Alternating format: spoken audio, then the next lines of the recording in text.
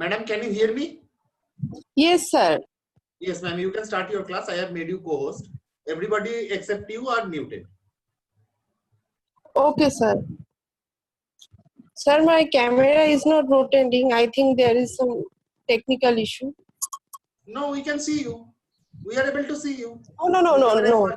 My camera is not rotating because I have to show my copy. Oh, your camera has to be rotated. That I don't know.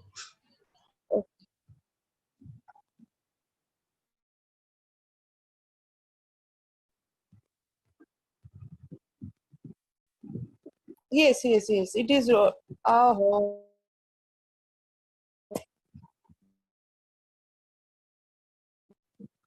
Well, तो आज का class है friction, corrosion. Friction basic चीज है, basic concept है, वो last day हम आप लोगों को बता दिए थे। वो है कोई भी सरफेस जितना भी प्लेन दिखे, एक्चुअली उसमें थोड़ा सा उबड़ खाबड़ तो रहता ही है।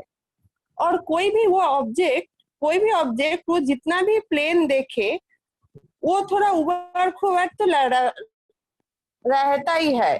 तो अगर आप उसको मूव कराना चाहे तो इन दोनों के अंदर घर्षण होता है और ये उतना आसानी से आगे नहीं बढ़ पाता। हम लोग न्यूटन का सेकेंड लॉ में पढ़े थे कि एक वस्तु अगर स्थिर है तो वो हमेशा स्थिर ही ना रह जाएगा अगर उसके ऊपर कोई फोर्स अप्लाई ना करे तो। और एक वस्तु एक कांस्टेंट वेलोसिटी लेके चल रहा है और फिर अगर उसके ऊपर कोई फोर्स ना अप्लाई करे, फिर वो सेम वेलोसिटी लेके चलता ही जाएगा। पर वैसा नहीं होता है। प्रैक्टिकल लाइफ में एक गाड़ी का इंजन बंद हो जाता है तो वो कुछ देर बाद स्टॉप हो जाता है, वो सेम वेलोसिटी लेके चलते नहीं जाता, क्योंकि उसका जो सरफेस है उसके साथ उसका घर्षण होता है, वो एक फ्रिक्शन अनुभव करता है। अब फ्रिक्शन के वजह से उसका वेलोसिटी चेंज हो रहा है। जैसे वो एक कांस्टेंट वेलोसिटी लेके वो गाड़ी चल रहा था, फिर उसने इंजन ऑफ कर दिया और फिर वो धीरे धीरे रुक गया। उसका वेलोसिटी पहले v था समझो, और फिर उससे 0 आ गया। अब जो ये ये जो वेलोसिटी चेंज हुआ मतलब रिटार्डेशन हुआ, मतलब नेगेटिव एक्सेलरेशन हुआ। और एक्सेलरेशन तभी होता है जब भी वहां पे कोई फोर्स काम करता है। तो यहाँ पे जो फोर्स काम किया उसको ही हम बोलते हैं फ्रिक्शन।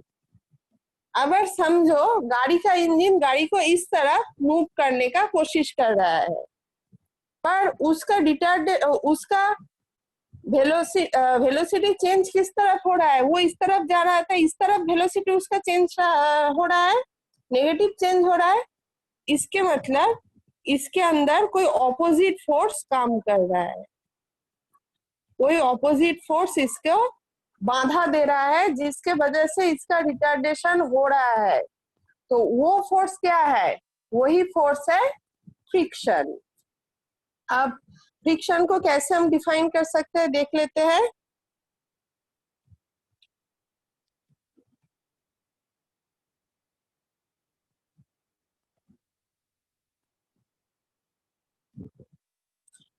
ये देखिए, ये हम आपको कल भी दिखाए थे। लिखा है friction is a force between two surfaces that are sliding और trying to slide across each other. अब इसका आप स्क्रीनशॉट ले लो।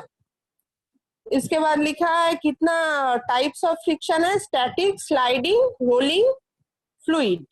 अब स्लाइडिंग को हम काइनेटिक फ्रिक्शन और डायनामिक फ्रिक्शन ही बोलते हैं।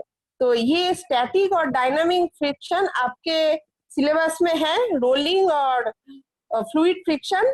आपके सिलेबस में नहीं है, फिर भी वो चारों चीज क्या होते हैं हम बोल देते हैं। स्टैटिक फ्रिक्शन, अब एक भारी वस्तु एक सरफेस के ऊपर रखा हुआ है, मानो ये वस्तु का वेट है 100 kg।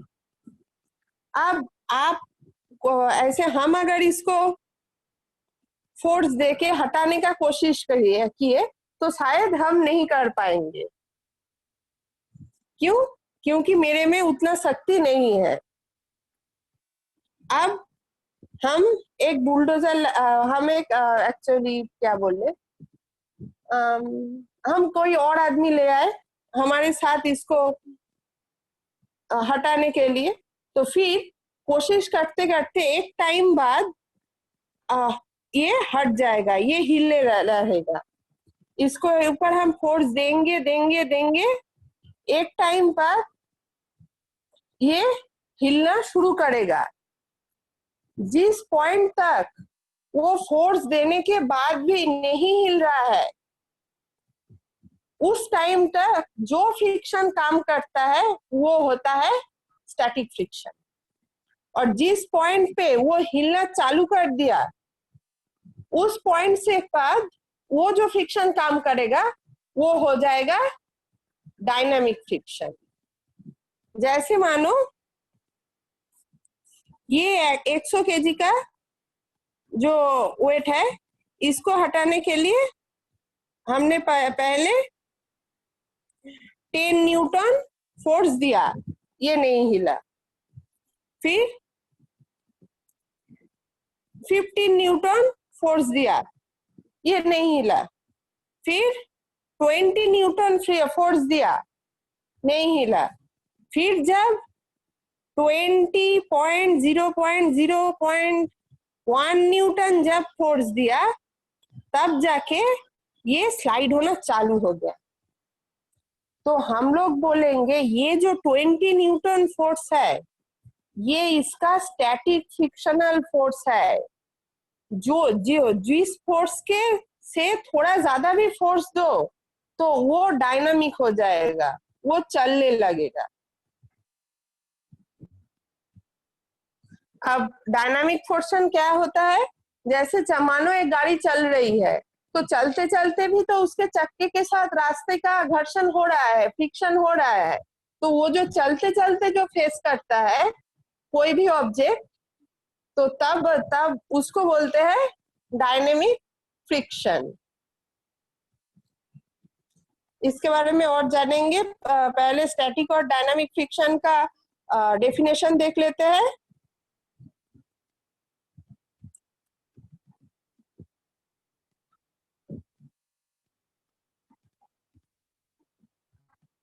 देखिए इधर क्या लिखा है, static friction is the friction experience when individuals try to move a stationary object on a surface without actually triggering any relative motion between the body and the surface which is on। तो static friction को हम लिख सकते हैं maximum force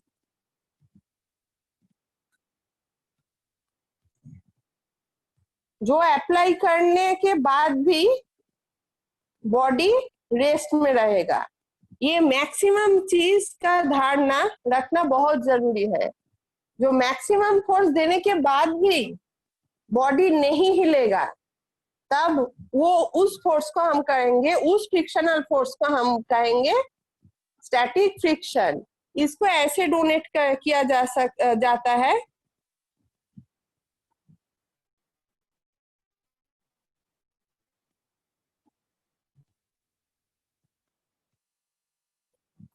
ये होता है coefficient of static friction.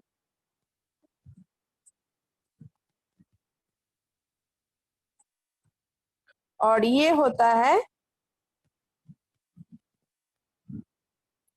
Normal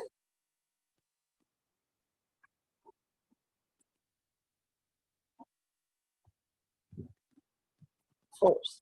अब ये दोनों क्यों आ रहा है और कहां से आ रहा है, और ये नॉर्मल कांटेक्ट फोर्स भी हम क्यों लिए, फिर से वो एक ही स्लाइड को फिर से और एक बार देख लेते हैं।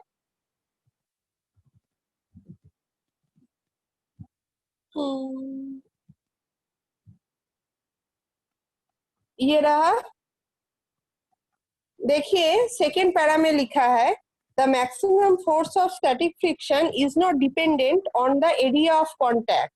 मतलब अगर दोनों सरफेस के अंदर एरिया ऑफ कांटेक्ट ज्यादा हो या चीज चेपटा हो तो भी उसका फ्रिक्शन में कोई डिफरेंस नहीं होगा, पर किसके ऊपर डिपेंडेंट है कि the maximum force of static friction is comparative to the normal force. Normal force, अब इस टाइप वस्तु के लिए नॉर्मल फोर्स कितना है, इसका वेट, इसका जो वेट नीचे के तरफ काम कर रहा है, तो एक चीज जितना भी भारी होगा, अगर ग्राउंड के साथ उसको समांतरल रखे तो एक चीज जितना भारी होगा उसका फ्रिक्शन उससे ज्यादा होगा। बट अगर इस चीज को, ये ऐसा है, इसको अगर सीधा कर दे फिर भी फ्रिक्शनल फोर्स सेम रहेगा, जैसे इसको लेके हम सीधा कर दे रहे हैं, ठीक है, 90 डिग्री बेंड कर दे रहे हैं, ऐसा कर दे रहे हैं,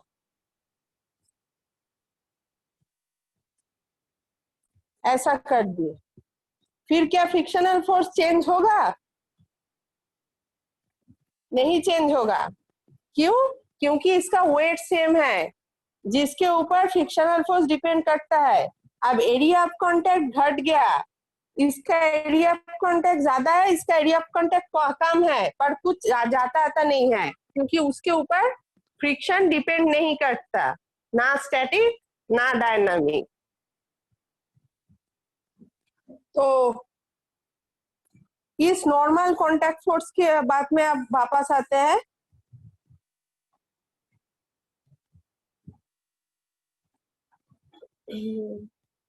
ये नॉर्मल कांटेक्ट फोर्स तब हुआ, इसका वेट हम इसको क्या क्या लेना चाहिए,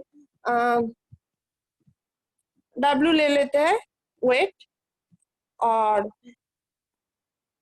नॉर्मल फोर्स बोला है तो मास चाहिए, मास चाहिए, फोर्स, नॉर्मल कांटेक्ट फोर्स, मास चाहिए, और इधर वेट हो रहा है तो उसका वेट किसके वजह से होता है, ग्रेविटेशनल फोर्स के बारे में वजह से हो रहा है। तो इधर एक्सेलरेशन कितना होगा, G होगा, mg, इसको mg लेते हैं, सॉरी W नहीं ले रहे हैं, तो n के जगह हम mg लिख सकते हैं जब वो राउंड के समांतराल में है वस्तु। और कोफिशिएंट ऑफ फ्रिक्शन क्या है, कोफिशिएंट ऑफ फ्रिक्शन सरफेस का क्वालिटी पे डिपेंड करता है, सरफेस एरिया पे नहीं पर सरफेस का क्वालिटी में। जैसे एक कांच के ऊपर आप अगर और एक कांच को स्लाइड करो तो एक्चुअली स्लाइड नहीं होगा, क्या बोले, एक कांच के ऊपर अगर एक बॉल को आप, नहीं बॉल भी नहीं होगा, सॉरी, एक कांच के ऊपर अगर आप एक क्या बोलते, आप एक पेन, आप कोई भी स्क्वायर वस्तु को, जैसे क्यूब अगर तो उसका कोएफिशिएंट ऑफ फ्रिक्शन काफी कम होगा। इससे ना, एक अगर लकड़ी का प्लेटफॉर्म है उसके ऊपर अगर आप उस क्यूब को स्लाइड करने जाओगे तो उसका फ्रिक्शनल फोर्स काफी ज्यादा होगा, उसका कोएफिशिएंट ऑफ फ्रिक्शन ज्यादा होगा। क्यों ना, प्लास्टिक और काठ के बीच और प्लास्टिक और लकड़ी के बीच का फ्रिक्शनल फोर्स कहीं ज्यादा होता है, और अगर प्लास्टिक और कांच के बीच फ्रिक्शनल फोर्स काफी कम होगा। क्यों ना, कांच कम उभर खबर है और लकड़ी ज्यादा उभर खबर है। तो ये म्यू मतलब ये कोफिशिएंट ऑफ स्टैटिक फ्रिक्शन या डायनामिक फ्रिक्शन या कोई भी friction, coefficient of friction depend करता है एक सरफेस कितना उबड़ खाबड़ है। जितना कम उबड़ खाबड़ होगा उतना ज्यादा, उतना कम होगा, ये उतना कम होगा, फ्रिक्शन भी उतना कम होगा। अब स्टैटिक फ्रिक्शन के टाइम में हम ऐसे लिखते हैं, क्योंकि ये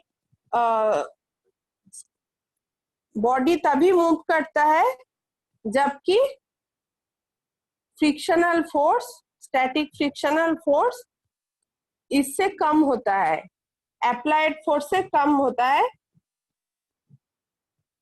मतलब अप्लाइड फोर्स ज्यादा होनी चाहिए और फ्रिक्शनल फोर्स कम होना चाहिए, तभी जाके बॉडी मूव करेगा। आपको अगर एक बॉडी को मूव कराना है तो उसका स्टैटिक फ्रिक्शन से ज्यादा फोर्स उसमें अप्लाई करना पड़ेगा, तभी जाके वो बॉडी मूव करेगा।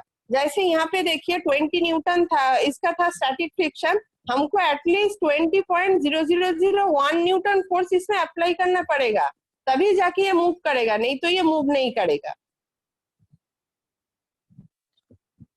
अब स्टैटिक फ्रिक्शन डायनामिक फ्रिक्शन से ज्यादा होता है।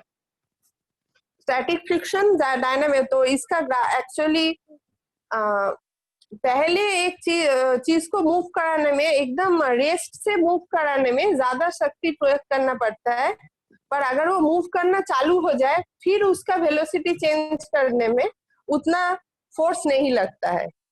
इसका तो सम कर लेते हैं छोटा छोटा, तो क्लियर हो जाएगा आपका।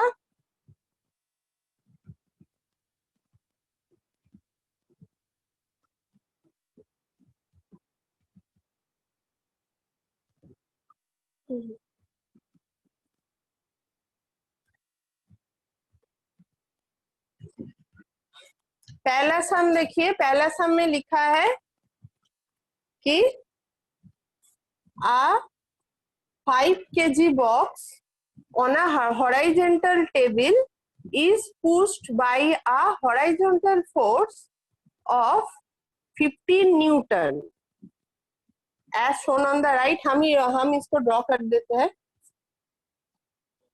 If the coefficient of friction is 0.4, will the box move?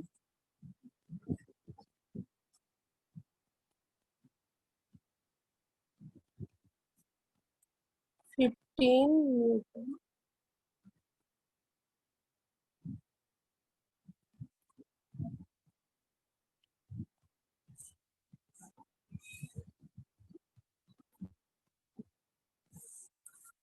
ये है सिस्टम, 5 kg का एक बॉक्स इधर रखा हुआ है और 15 न्यूटन फोर्स दे रहा, अप्लाई किया जा रहा है।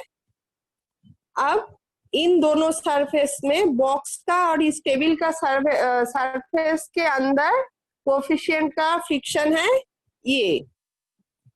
अब हम लोगों को सिर्फ ये बताना पड़ेगा कि 15 न्यूटन काफी है इसको मूव कराने के लिए या नहीं, ये यस नो क्वेश्चन है।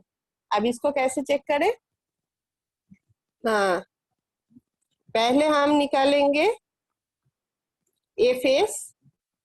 एफएस कितना होता है, फ्रिक्शनल फोर्स कितना होता है, म्यू एन, म्यू कितना है 0.4, और ये इन एन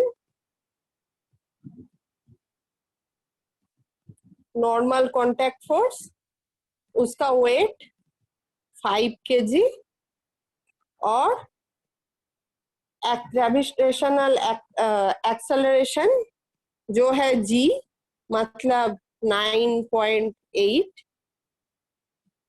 अब इन सब का टाइटल हो जाएगा, इन सब का यूनिट होगा न्यूटन। इस एन के साथ प्लीज इस एन को मत कंफ्यूज कर लेना।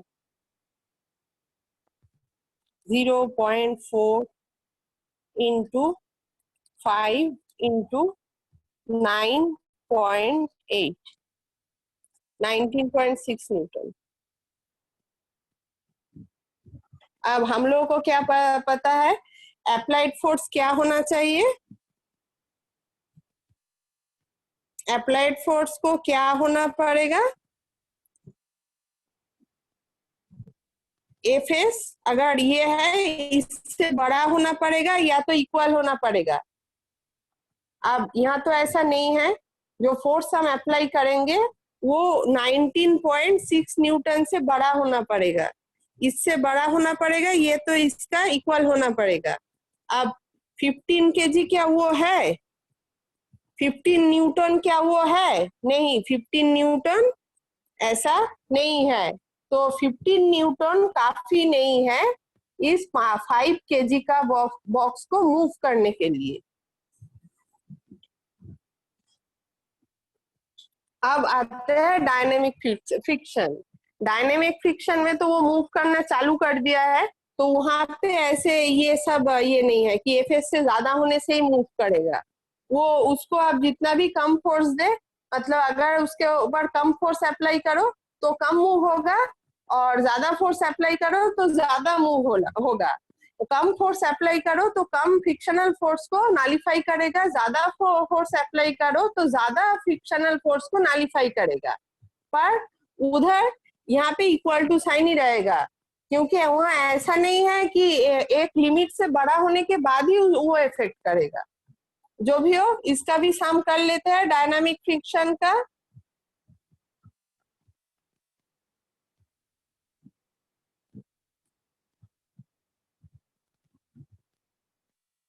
हाँ, लिखा है 2 नंबर पे लिखा है, a car of mass 1000 kg is traveling along a straight horizontal road at a speed of 20 meters per second. When it brakes sharply, then skids. Friction brings the car to rest. If the coefficient of friction between the tires and road is 0.8, calculate the deceleration. Deceleration मतलब retardation होता है। तो यहाँ पे car का wait कितना था? 1000 KG. इन दोनों सरफेस पे कोफिशिएंट ऑफ फ्रिक्शन था 0.8। और क्या लिखा है, 1 मिनट, वेलोसिटी कितना था?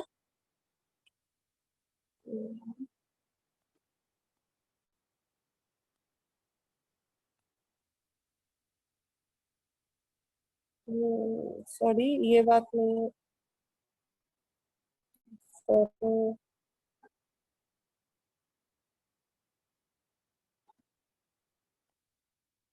20 मीटर पर सेकेंड।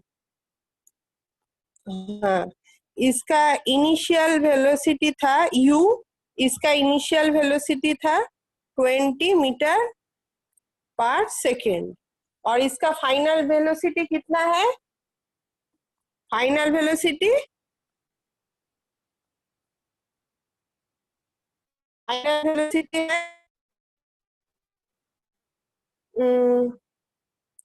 20, क्या फाइनल वेलोसिटी 0 मीटर पर सेकेंड है। अब हम लोगों को क्या निकालना पड़ेगा? इसका डीएक्सेलरेशन, जो कि होता है नेगेटिव ऑफ एक्सेलरेशन, वो कितना है हम निकालते हैं।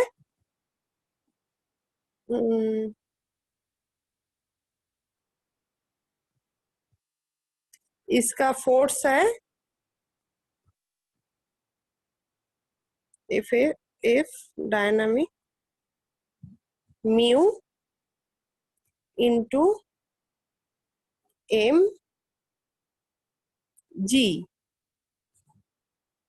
ये है 0.8, इधर m मास है 1000 और g है 9.8।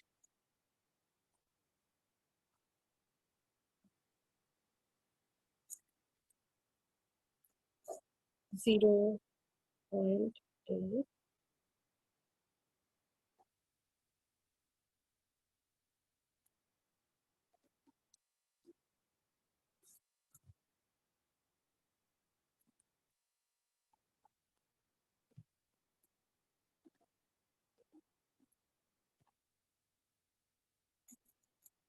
हाँ, तो इसका फोर्स इतना है, तो एक्सलेशन कितना है?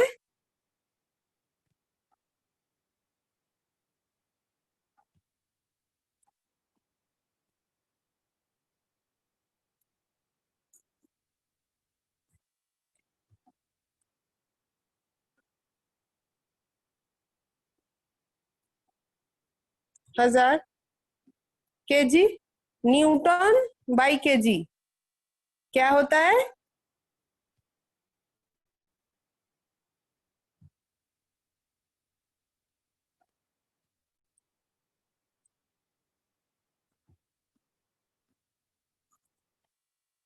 ये एक्चुअली किए force by mass, force by mass होता है एक्सेलरेशन।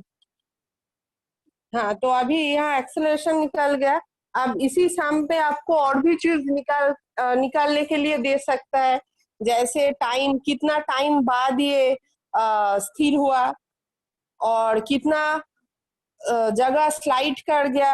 आप इक्वेशंस ऑफ मोशन यूज कर सकते हो, जैसे v square equal to u square plus 2as।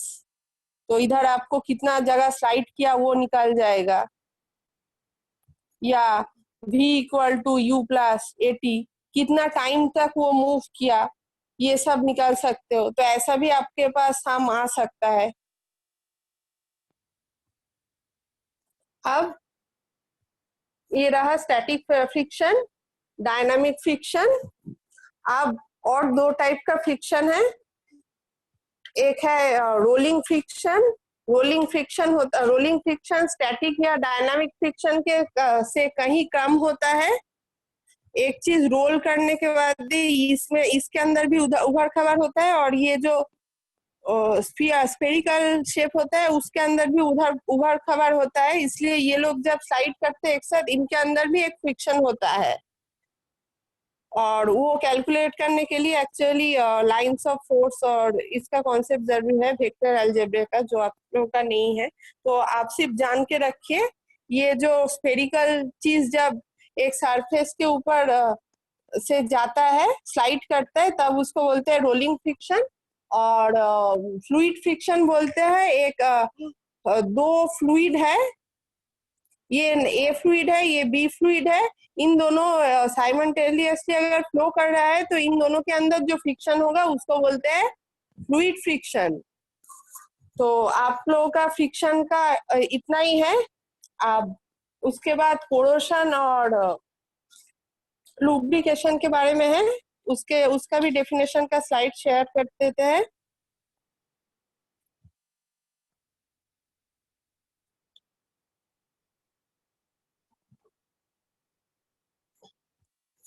इधर देखिए लिखा है, corrosion is defined as the natural process that causes the transformation of pure metal to undesirable substances when they react with environment।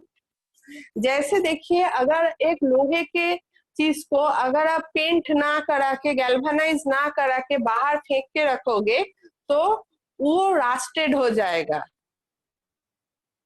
तो वो जो रास्ट जम गया उसके पास, तो इसको बोलते हैं कोरोशन। रास्ट किस लिए जमता है? क्योंकि लोहे के साथ ऑक्सीजन का रिएक्शन होता है, और जो जलीय वाष्प होता है, वाटर पार्टिकल जो रहता है, ह्यूमिडिटी जो रहता है, उसके वजह से भी उसका कोरोशन होता है। आप लोग देखे हो जो पीतल का जो हम लोग बर्तन यूज करते हैं, वो भी ग्रीनिश हो जाता है। और जो हम लोग सिल्वर वायर यूज करते हैं, जो सिल्वर का गहना पहनते हैं, वो भी बहुत दिन रख दो तो ब्लैक कलर का हो जाता है, वो ग्रीनिश ब्लूइश थोड़ा सरफेस हो जाता है। तो वो होता है कोरोशन के वजह से। ये कोरोशन किस लिए होता है?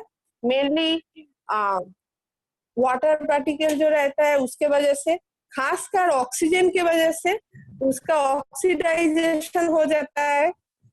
फिर और वातावरण में SO2 रहता है, तो SO2 की वजह से उसमें सल्फर का वजह से कोरोशन होता है। हीट ज्यादा होने से कोरोशन होता है। सॉल्ट जो पानी देखना, जो पाइप्स आप लोग देखो, वे घर का पाइप्स, वो जो पुराने पाइप्स है उसका कलर अलग होता है। क्यों ना? पानी में कुछ सॉल्ट रहता है, वो सॉल्ट के साथ उस मेटल का रिएक्शन होता है। हीट के वजह से डायरेक्ट कुछ कोरोशन नहीं होता जनरली, बट वो कोरोशन का प्रोसेस को इंक्रीज कर देता है। तो आप लोगों का सिलेबस में सिर्फ पोर्शन क्या है वही चीज है, और एक है कि लुब्रिकेशन। लुब्रिकेशन होता है फ्रिक्शन को कम करने के लिए।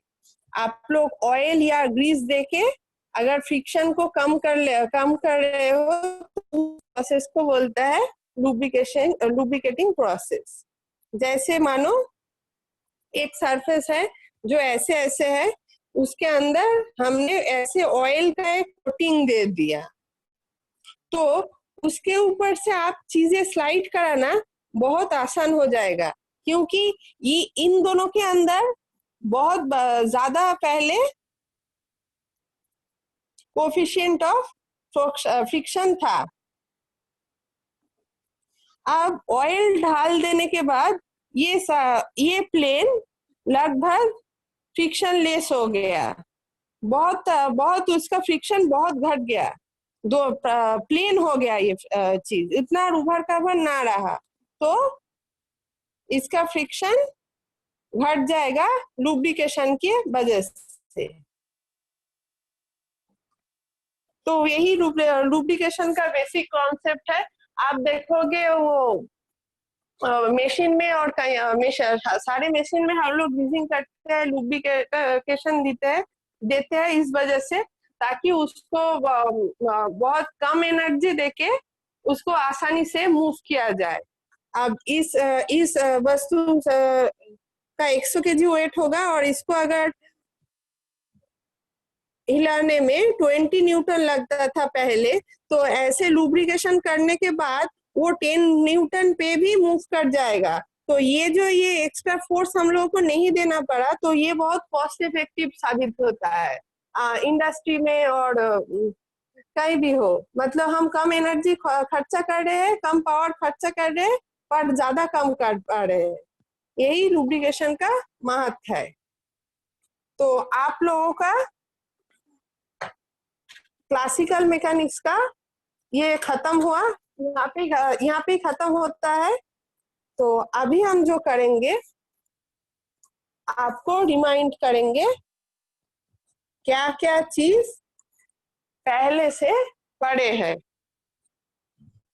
पहले दिन हम पढ़े थे क्या होता है डिस्टेंस। डिस्टेंस होता है दोनों एक वस्तु कितना जगह ट्रैवल किया है, और वो होता है एक स्केलर जिसका मैग्नीट्यूड है पर कोई डायरेक्शन नहीं। ये यहाँ से यहाँ कौन सा सिंगल डायरेक्शन से नहीं, मल्टीपल डायरेक्शन लेके पहुंचा। इधर इसका डायरेक्शन यहाँ था, 2 मिनट बाद इसका डायरेक्शन इधर था, तो कोई कांस्टेंट डायरेक्शन नहीं है। और इसका SI यूनिट था मीटर। फिर हमने पढ़ा था डिस्प्लेसमेंट,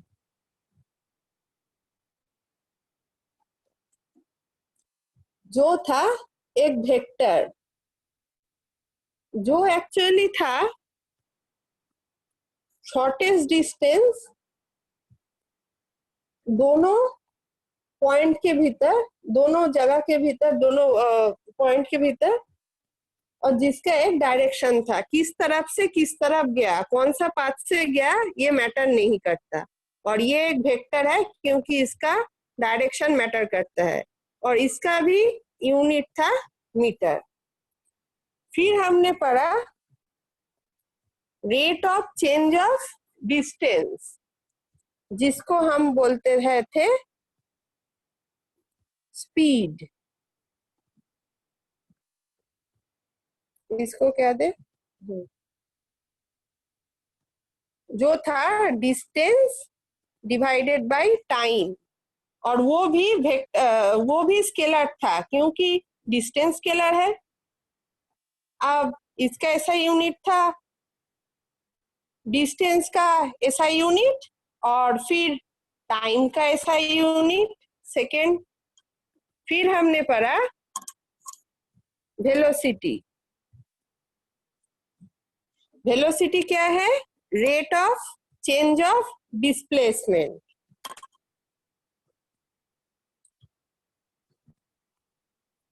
अब डिस्प्लेसमेंट वेक्टर है तो उसका रेट ऑफ चेंज भी वेक्टर ही होगा, और इसका एसआई यूनिट है, डिस्प्लेसमेंट के SI unit divided by time का एसआई यूनिट। फिर हम पढ़े थे एक्सेलरेशन।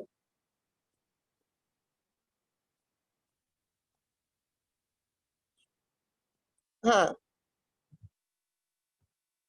अब ये है rate of change of velocity. आप चेंज ऑफ वेलोसिटी ले लिए और टाइम से उसको डिवाइड कर दिए उसका रेट निकालने के लिए।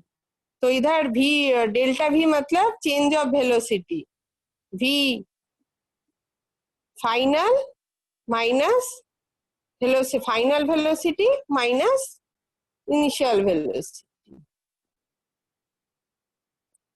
इसका होगा। और इसका यूनिट क्या होगा, वेलोसिटी का यूनिट डिवाइडेड बाय टाइम का यूनिट, तो मीटर पर सेकेंड स्क्वायर। फिर हम न्यूटन के लॉ में पढ़े, सेकेंड लॉ में क्या फोर्स क्या है, फोर्स है mass into acceleration, mass into acceleration.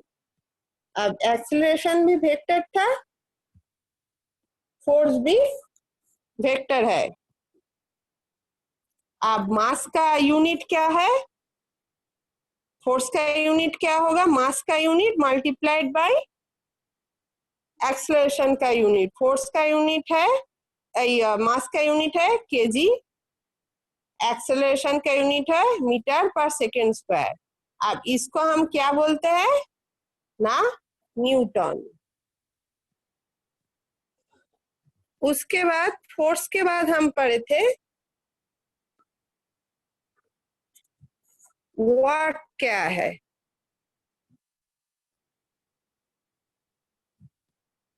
वाट।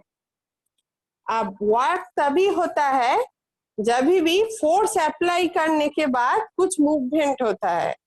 जैसे अगर कोई अगर आप किसी वस्तु को स्टैटिक फ्रिक्शन से कम फोर्स दे रहे हो और वो मूव नहीं कर रहा है तो उसका कोई वर्क डन नहीं है। आप एक दीवार को हिलाने का कोशिश कर रहे हो, वो नहीं हिल रहा, वो नहीं गिर रहा, आप फोर्स दे रहे हो पर कोई वर्क नहीं, वर्क जीरो। वर्क होता है जब क्या डिस्प्लेसमेंट होता है। तो वर्क क्या है, जब फोर्स के वजह से डिस्प्लेसमेंट होगा। तो इसका यूनिट कितना होगा। अब ताज्जुब की बात है, ये दोनों ही वेक्टर है पर वर्क है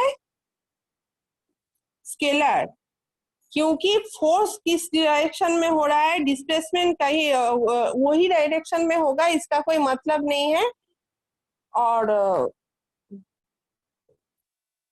ये डॉट प्रोडक्ट है, डॉट प्रोडक्ट इसलिए है क्योंकि वर्क डन में कौन सा तरफ वर्क डन हो रहा है ये मैटर नहीं करता, वर्क डन हुआ बस वही मैटर करता है। तो ये होगा वर्क। तो इसका यूनिट क्या होगा, फोर्स का यूनिट है न्यूटन, और फिर डिस्प्लेसमेंट का यूनिट क्या होता है, मीटर। अब न्यूटन मीटर को हम लोग कहते हैं जूल।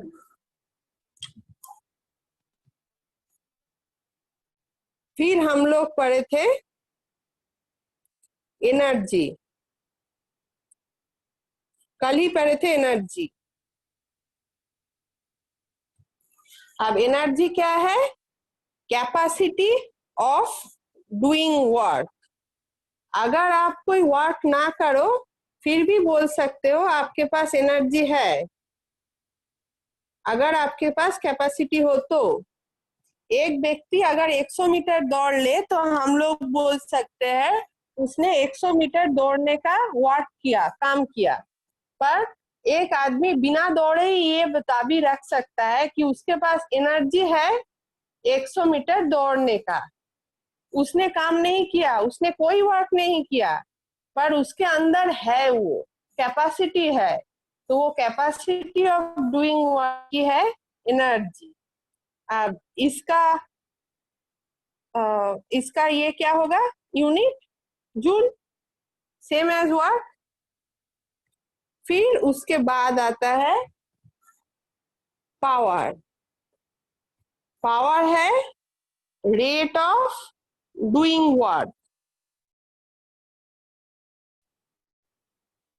पावर है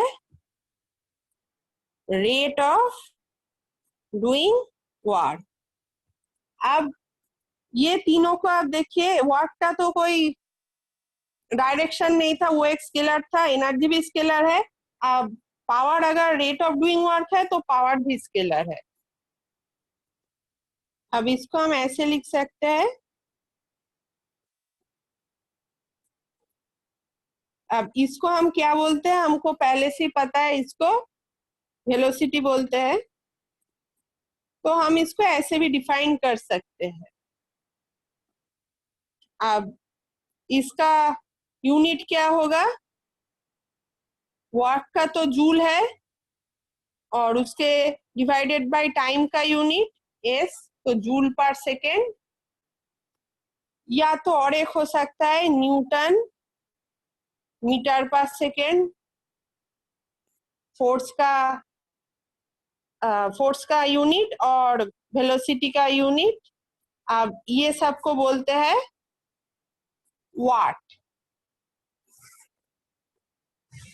तो ये हो गया लिनियर प्लेन में जो जो चीज हम सीखे थे।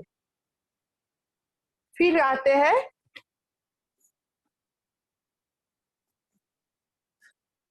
रोटेशनल प्लेन में। रोटेशनल प्लेन में हम लोग सीखे थे एंगुलर डिस्प्लेसमेंट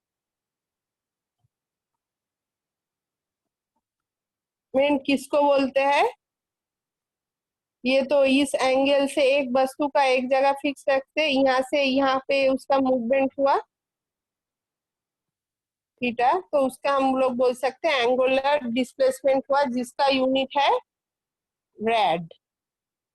अब ये रेड क्या है, रेड कुछ नहीं, रेड है ये जो डिस्टेंस है, ये जो डिस्टेंस है और ये जो डिस्टेंस है, इन दोनों का अनुपात, मतलब मीटर बाय मीटर। तो इस हिसाब से देखने में ऐसा यूनिट इसका कुछ है भी नहीं।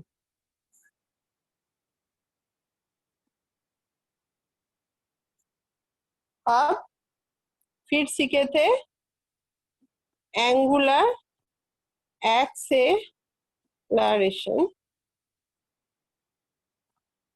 एक मिनट, एंगुलर वेलोसिटी वो क्या होता है, rate of change of angular displacement, पहले की तरह रेट पर सेकेंड, और ये सब वेक्टर है क्योंकि एंगुलर डिस्प्लेसमेंट वेक्टर है। फिर सीखे थे एंगुलर एक्सेलरेशन, जिसको angular velocity, rate of change of angular velocity जो था, rate of change of angular velocity. अब इसका यूनिट होगा, एंगुलर वेलोसिटी का यूनिट बाय टाइम का यूनिट रेट पर सेकेंड स्क्वायर। अब उधर जैसे फोर्स था, इधर वैसे टॉर्क है। अब टॉर्क को एक तरफ से देख के हम इसको एंगुलर प्लेन का वर्क डन भी बोल सकते हैं, और दूसरा तरफ से देख के उसका फोर्स भी बोल सकते हैं। एक चीज का वर्क डन तभी होता है जब उसका कुछ डिस्प्लेसमेंट होता है, लीनियर डिस्प्लेसमेंट होता है। अब इधर एक चीज को टॉर्क तभी एक्सपीरियंस करता है जब उसका एंगुलर डिस्प्लेसमेंट होता है। एक शीशा को, ये चीज हम 3 नंबर बार एक्सप्लेन कर रहे हैं। एक शीशा को अगर आप लोग इधर से धक्का दोगे तो इसका कोई डिस्प्लेसमेंट ही नहीं होगा, पर अगर आप इस तरफ से धक्का दोगे तो इसका एंगुलर डिस्प्लेसमेंट होगा। ये टॉर्क एक्सपीरियंस करेगा। हेलो,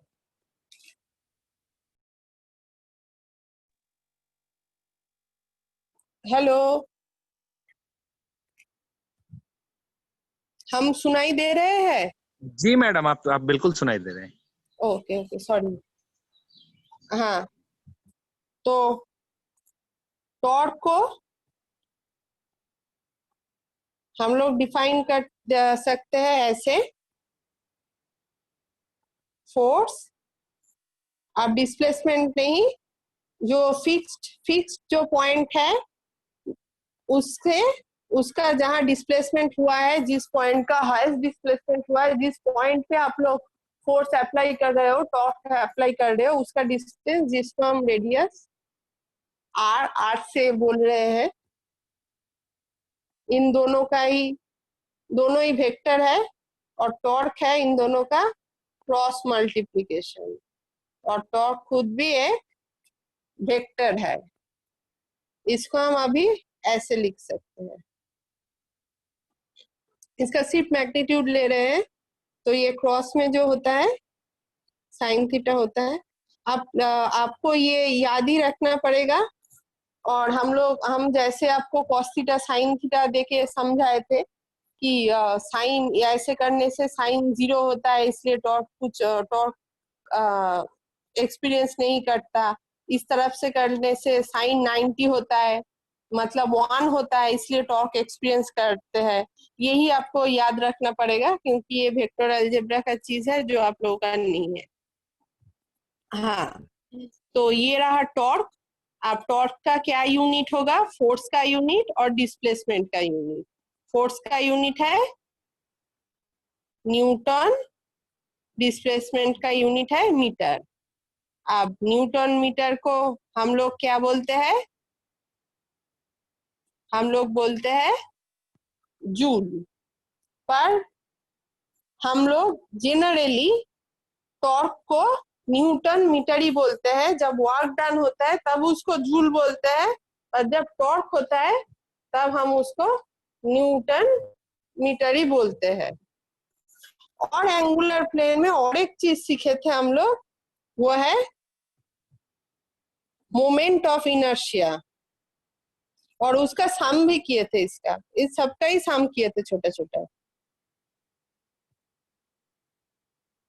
मोमेंट ऑफ इनर्शिया, जिसको डिफाइन किए थे कि टॉर्क हो रहा है, कितना टॉर्क देने पे कितना एक्सेलरेशन हो रहा है, कितना एंगुलर एक्सेलरेशन हो रहा है।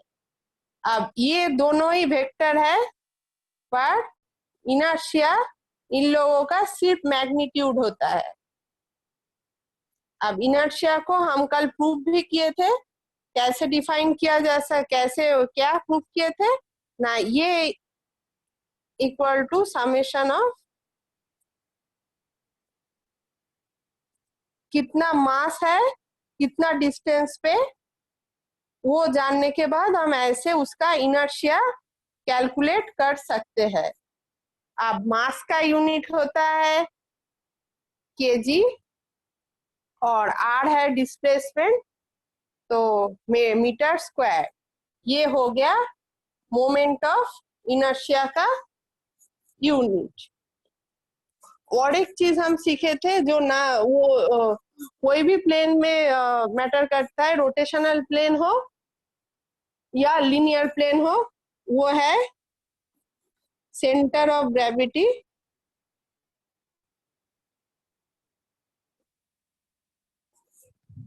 सेंटर ऑफ ग्रेविटी, तो उसको कैसे डिफाइन किए थे? Moment mass moment, actually moment by mass. इधर मोमेंट था समेशन ऑफ मास और उसका डिस्टेंस, और ये था total mass, total mass summation of m, सारे पॉइंट का एम, ये भी सीखे थे। ये रहा सारा जो जो चीज सीखे थे, जो जो इतना इतना ही कंपोनेंट हम लोग सीखे। और आज फ्रिक्शन सीखे हैं, फ्रिक्शन, स्टैटिक फ्रिक्शन और डायनामिक फ्रिक्शन, बस यही सीखे हैं। और एक चीज शायद बताना भूल गए पर आप लोगों को आ जाएगा, वो है फ्रिक्शन क्या होता है। फ्रिक्शन एक फोर्स होता है, तो उसका भी ये न्यूटन में होगा, उसका भी मेजरमेंट न्यूटन में होगा। और दो चीज बोल के क्लास खत्म कर देते हैं, दो चीज याद करा के क्लास खत्म कर देते हैं हम। और दो लॉ सीखे थे और कुछ इक्वेशंस ऑफ मोशन डिराइव कर रहे थे। क्या लॉ सीखे थे? न्यूटन का लॉ,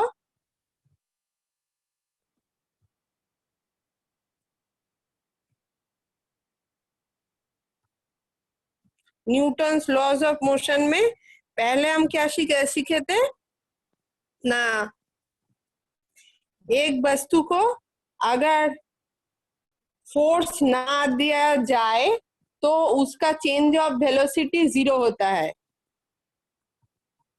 अगर फोर्स 0 होगा, अप्लाइड फोर्स अगर 0 होगा तो चेंज ऑफ वेलोसिटी भी 0 होगा।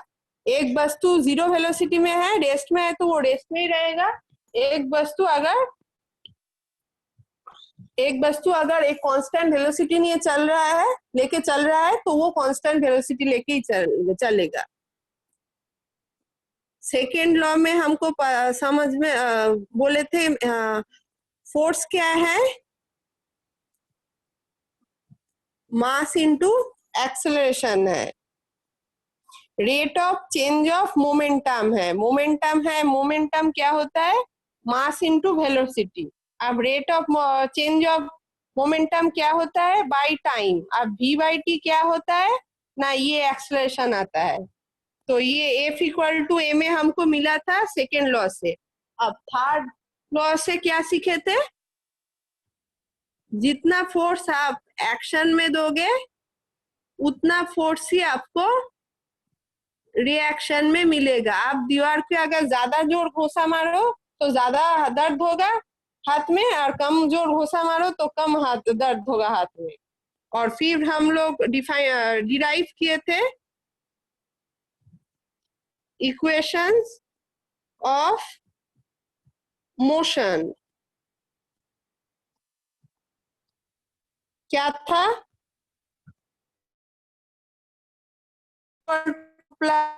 एटी सीखे थे।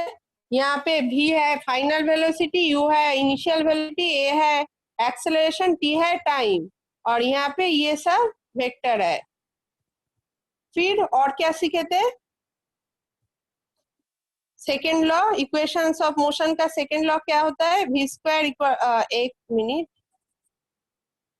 सेकेंड लॉ होता है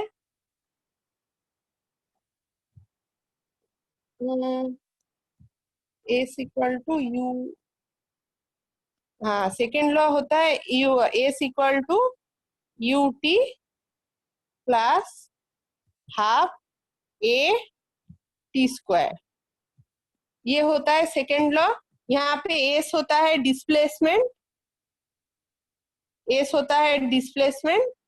और फिर थर्ड लॉ में सीखे थे v square equal to u square plus 2as। ये रहा हम लोगों का क्लासिकल मैकेनिक्स का जो भी चैप्टर, जो भी चीजें सीखे थे उसका समरी। और हर चीज का तो छोटे छोटे सम आप लोगों को कराए हैं हम, और भी अगर आप लोगों को कोई सम मिले जो आप नहीं सॉल्व कर पा रहे हो तो प्लीज आप लोग मुझको इस नंबर पे कांटेक्ट करना।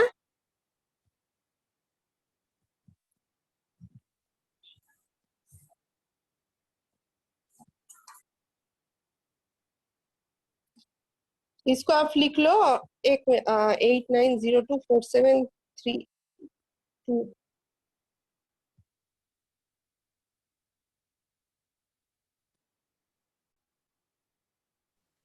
मैडम 9 डिजिट है, ये 10 डिजिट होना चाहिए। हाँ वही, हम यही चीज भूल जाते हैं। 8902473205।